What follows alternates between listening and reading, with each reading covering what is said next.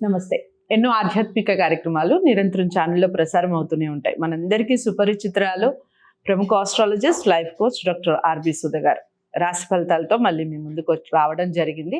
ఇక ఈ సంవత్సరంలో ఎన్నో ఒడిదుడుకులు ఎదుర్కొని ఉంటాం, ఎన్నో ఆశలతో సంవత్సరాన్ని మొదలు పెట్టుంటాం. ఇక చివరి అంకానికి వచ్చేసాం. డిసెంబర్ మాస ఫలితాలు తెలుసుకోబోతున్నాం. డాక్టర్ ఆర్బి సుధ గారితో మాట్లాడబోతున్నాం. దానికన్నా ముందు ఈ డిసెంబర్లో గ్రహస్థితులు ఏ విధంగా ఉన్నాయి, ఏ గ్రహం ఏ స్థితిలో ఉంది, ఎవరికి మంచి జరగబోతుంది అని మాట్లాడి ఆ తర్వాత మేషరాశి మొదలు మీన రాశి వరకు విషయాలు తెలుసుకునే ప్రయత్నం చేద్దాం. నమస్తే మేడం. నమస్కారం. గ్రహస్థితులు చెప్పండి. డిసెంబర్ మాసానికి ఆల్మోస్ట్ ఇయర్ అయిపోయింది, అలా అయిపోయినట్టు అనిపిస్తుంది నాకైతే. ఇప్పుడు మనకి డిసెంబర్ వచ్చేసింది కదా, ఇయర్ ఎండ్ కూడా అయిపోయింది. అంటే తొందరగా అయిపోయింది చాలా. అదే ఇంకా నెక్స్ట్ వచ్చేది కూడా బాగుండాలని కోరుకుంటూ ఫస్ట్ మనం గోచార ప్లానెట్స్ ఎక్కడెక్కడ ఏ ఉన్నాయో ఫస్ట్ చూద్దాము. ఎందుకంటే డిసెంబర్ రాశి ఫలితాలు మనం మాట్లాడుకోబోతున్నాం కదా ఇప్పుడు. సో ఫస్ట్ జూపిటర్, గురు మోస్ట్ ఇంపార్టెంట్ బెనిఫిక్. ఆయనేమో రిట్రోగ్రేడ్లోనే ఉన్నారు, ఇంకా వృషభంలోనే ఉన్నారు. శని ఏమో డైరెక్ట్ అయ్యారు, ఆయనేమో కుంభంలో ఉన్నారు. అలాగే రాహు ఏమో మనకి మీనం, కేతు ఏమో మనకి కన్యలో ఉన్నారు. సన్ మేజర్ ప్లానెట్ అంటే ఏంటంటే అందరికీ మేజరే కదా, ఇప్పుడు సన్ లేకపోతే ఏం చేయలేము. సో సన్, సూర్యుడు మనకి మూవ్ అవుతున్నారు. ఇప్పుడు 15th డిసెంబర్ ధనుసుకి మూవ్ అవుతున్నారు అనమాట. అలాగే 2 మోస్ట్ ఇంపార్టెంట్ ఈవెంట్స్ జరుగుతున్నాయి. మార్స్ ఏమో 7th డిసెంబర్ రిట్రోగ్రేడ్కి వెళ్తున్నారు, ఎక్కడ మనకి కర్కాటకంలోనే. అలాగే 2nd డిసెంబర్ ఏమో మనకి శుక్రుడేమో మనకి మకరంలోకి వెళ్తున్నారు అనమాట. ఇదే నెల మళ్ళీ ఆయన కుంభంలో కూడా towards end of this month అంటే డిసెంబర్ 24లో మారడం అనేది జరుగుతోంది. ఇవే జనరల్గా ఉన్న స్థితిగతులు. ఇంకోటి ఏంటంటే మనం మేజర్ ప్లానెట్ మనం మర్చిపోతున్నాము, మెర్కురీ. మెర్కురీ కూడా ఏంటంటే డైరెక్ట్ అవుతున్నారు అనమాట. ఆయన ఎక్కడున్నారు, ఆయన వృచ్చికంలో ఉన్నారు. సో ఆయన ఇప్పుడు ఏమో కంబషన్లో ఉన్నారంటే సన్తో కూడి ఉన్నారు కనుక. సో అది కూడా ఏంటంటే చాలా మటుకు మనం చూసామంటే ఖర్చులు చాలా ఎక్కువ అవ్వడం కానీ, సడన్ ఖర్చులు రావడం కానీ, ఎందుకో దూబరా ఖర్చులు రావడం కానీ, అలాగే బిజినెసెస్లో లాస్ రావడం కానీ, లేకపోతే చేసే పనిలోనే కొంత విరామం అంటాం, కొంత లీవ్ తీసుకుని రావడం కానీ, లేకపోతే చురుగ్గా పని చేయలేకపోవడం కానీ అనుకుందాం. సో ఇవన్నీ జరగడం అనేది జనరల్గా మనం చూస్తూ ఉన్నాం. ఇవన్నీ మనం మాట్లాడుకునేది జనరల్గానే. ఎప్పటికైనా మనం చెప్పేది ఏంటంటే మన జాతక రీత్యా చెప్తాం. ఇది ఏంటంటే మన రాశి రీత్యా చెప్తున్నాం. అది ఒకే ఒక గ్రహం తీసుకున్నా అంటే ఏంటంటే రాశి అంటే చంద్రుడు ఎక్కడ ఉంటే, ఏ ఇంట్లో ఉంటే దాన్ని రాశి అని మనం తీసుకుని, ఏ స్టార్లో ఉంటే తీసుకుంటాము. సో రాశి పట్టే మాట్లాడుకుంటున్నాం, రాశి ఫలితాలే మాట్లాడుకుంటున్నాం కనుక తప్పక జాతకం పరిశీలించుకుంటే ఇంకా మంచిది ఎవరికైనా. అంటే స్పెసిఫిక్గా మనం రెమిడియల్ మెషర్స్ ఇవ్వడం కానీ తీసుకోవడం, అని ఏం వేసుకోవాలి, లేకపోతే జాతిరత్నాలు వేసుకోవాలా, లేకపోతే వేరే ఏదైనా పరిహారం చేయాలా, లేకపోతే ఎన్ని రోజులు చేయాలి, ఇవన్నీ చెప్పడం అనేది జరుగుతుంది. ఇక తదుపరి రాశి ధనుసు రాశి. ధనుసు రాశి వారికి ఏ విధంగా ఉంది మేడం? ధనుసు రాశి వాళ్ళకి మిశ్రమ ఫలితాలు అనేది చెప్పుకోవాలి. ఎందుకంటే మనం చూసామంటే 12th లార్డ్ ఏమో నిలిచిపడి ఉన్నారు, అంటే కుజుడు. అలాగే 5th లార్డ్ కూడా అయ్యారు కదా. సో ఈయన కొంచెం లక్ అనేది కొంచెం తక్కువ ఉంటుంది ఈ నెల అని చెప్పుకోవాలన్నమాట. అలాగే మనం చూసామంటే ఈ రాశికి అధిపతి ఏమో 6వ ఇంట్లో రిట్రోగ్రేషన్లో ఉన్నారు.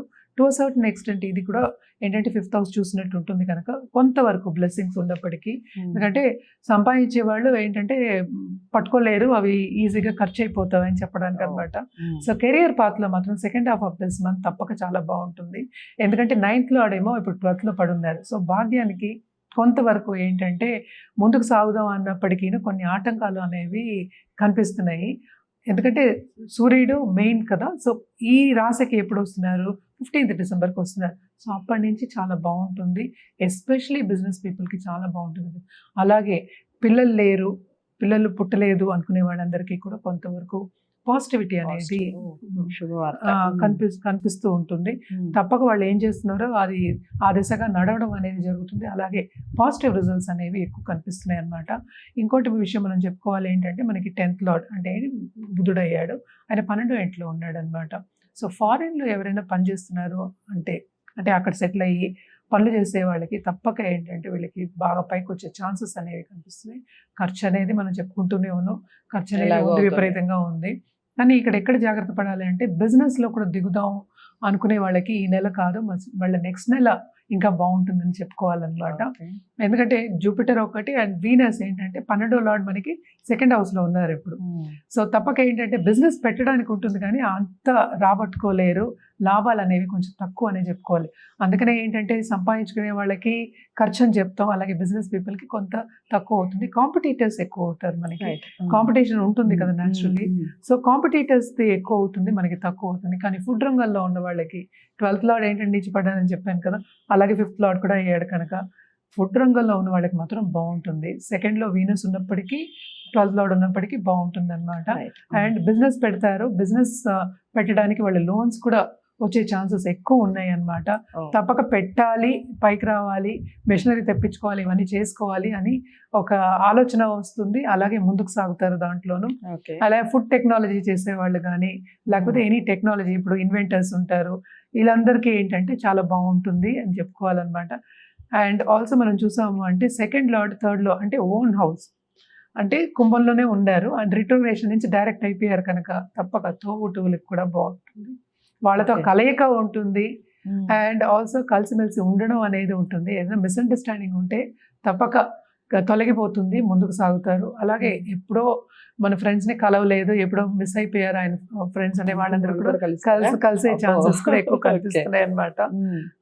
4th లో రాహు ఉన్నాడు కనుక తప్పక చదువు విషయంలో కానీ, లేకపోతే కంఫర్ట్ విషయంలో కానీ బాగుంటుందని చెప్పుకోవాలన్నమాట. కొంతవరకు బాగుంటుంది, కొంతవరకు బాగుండదు. న్యాచురల్లీ యాంగ్జైటీ అనేది, మన ఖర్చు అంటే ఎవరికైనా యాంగ్జైటీ అనేది కొంచెం ఎక్కువ ఉంటుంది కదా. సో అందుకని కంఫర్ట్ లెవెల్ కొంతవరకు బాగానే ఉంటుంది. ఎస్పెషల్లీ ఫారెన్లో సెటిల్ అయ్యే వాళ్ళకి చాలా బాగుంటుంది. ఇప్పుడు సెటిల్ అవ్వాలి అనుకునే వాళ్ళకి కూడా బాగుంటుందని చెప్పుకోవాలి. అండ్ ఆల్సో ఏంటంటే పై చదువులకి బయటికి వెళ్ళాలి అనుకునే వాళ్ళు మాత్రం తప్పక ఏంటంటే ఇప్పుడు వీసా రాలేదు, ప్రాబ్లం ఉంది, వీసా రాలేదు, లేకపోతే ఈ దేశం నుంచి ఇంకో దేశంకి వెళ్ళి సెటిల్ అవ్వాలి, ట్రావెలింగ్ అని చెప్పేది, ఇవన్నీ కూడా ఈ నెలలో ఏంటంటే మీకు క్లారిటీ అనేది వస్తుంది. సో తప్పక మంచి సూచనలు అనేవి కనిపిస్తున్నాయి కనుక బాగానే ఉంటుందని చెప్పుకోవాలన్నమాట. వీళ్ళు కూడా తప్పక పరిహారాలు చేసుకోవాలి, గురువుకి పరిహారం చేసుకోవాలి. అంటే 6th లో ఉన్నారు అంటే సీక్రెట్ ఎనిమీస్ అనేవాళ్ళు తయారవుతారు. ఎందుకంటే మనం పైకి వస్తున్నాము, మనం కింద దించేద్దాము అనేవాళ్ళు. కొంచెం బ్లెస్సింగ్స్, ఎల్డర్స్ బ్లెస్సింగ్ అనేవి తక్కువ కనుక తప్పక వీళ్ళు రెమెడియల్ మెషర్స్ కింద ఎల్డర్స్ బ్లెస్సింగ్స్ తీసుకోవాలి. పెద్దవాళ్ళు ఎవరైనా సరే, వృద్ధులు ఎవరైనా సరే, అలాగే వృద్ధాశ్రమంకి వెళ్ళి తప్పక అన్నదానం చేయడం కానీ, ఏదైనా దానం చేయడం కానీ చాలా చాలా మంచిది అనమాట. అలాగే థర్స్డే గురువు కాళ్ళు పట్టుకోవడం, గురు జపం చేసుకోవడం ఇంకా చాలా మంచిది. ఇవన్నీ చేసుకుని ఏంటంటే ఈ మంత్ అంతా బాగుండాలని కోరుకుందాం వీళ్ళకి. రైట్. సో అదండి ధనుసు రాశి వారికి మిశ్రమ ఫలితాలు అయినప్పటికీ చాలా విషయాల్లో మీకు కలిసి వచ్చే అవకాశాలు కూడా చెప్పారు. ఇక మీరు ఒక్కసారి పరిహారం చేసుకునే ముందు జాతకాలని పరిశీలించుకొని పరిహారాలు చేసుకుంటే 100% రిజల్ట్ ఉంటుంది. జాతకాలని ఆర్బీ సుధ గారి దగ్గరే చూపించుకోవాలి అనుకున్న వారు స్క్రీన్ మీద కనపడే నెంబర్కి కాల్ చేయొచ్చు. వీడియోని లైక్ చేసి అందరికీ షేర్ చేయండి, ఛానల్ని సబ్స్క్రైబ్ చేసుకోండి. తదుపరి రాశితో మళ్ళీ కలుద్దాం. నమస్తే.